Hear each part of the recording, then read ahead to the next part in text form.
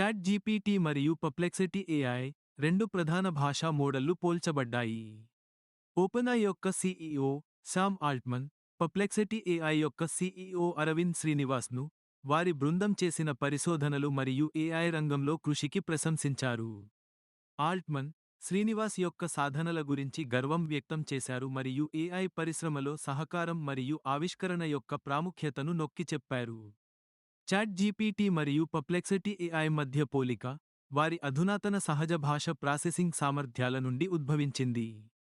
రెండు మోడళ్లు వచన ఉత్పత్తి మరియు అవగాహన పనులలో రాణిస్తున్నప్పటికీ, వాటికి వాటి స్వంత బలాలు మరియు బలహీనతలు ఉన్నాయి.